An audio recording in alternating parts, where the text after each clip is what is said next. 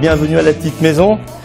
La petite maison donne des cours de cuisine toutes les semaines, le samedi matin. La première recette, c'est une charlotte d'asperges.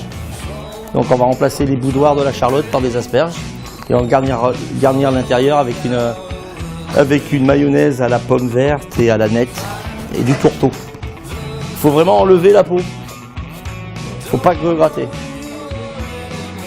Et après avoir parlé avec Eric, le chef, je pense que sur l'entrée, il avait pensé à un rosé.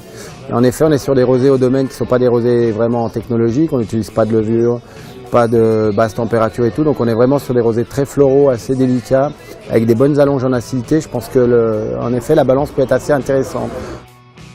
Un peu de sel, un peu de sucre, un peu d'huile d'olive, très peu d'eau.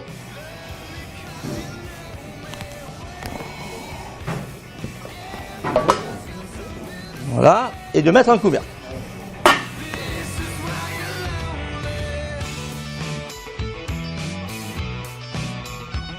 On va faire des petites lanières d'asperges qu'on gardera crues.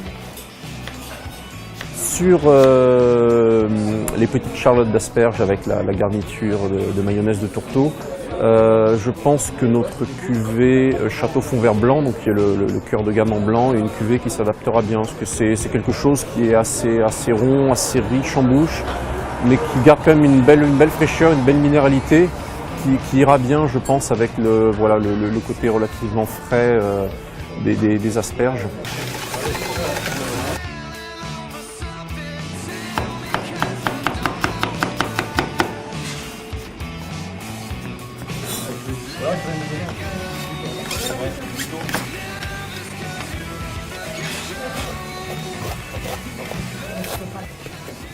Il faut que la mayonnaise soit juste suffisante pour enrober la chair.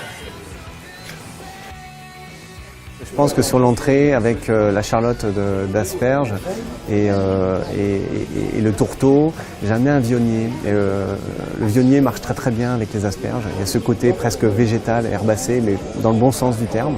Ce côté un peu herbe fraîche, thym, un petit peu de fenouil qui va très bien avec le côté végétal de l'asperge. Et après, je prends des morceaux et je les mets les uns à côté des autres. Quand on a fait notre jolie petite charlotte comme ça, on y met une grosse cuillère de tourteau.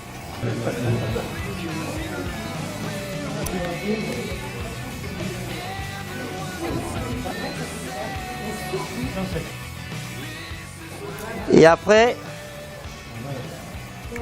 on fait un petit nœud avec le raffia pour la maintenir en forme. On ne serre pas trop pour ne pas l'écraser et on la termine suffisamment pour que les trucs ne tombent pas.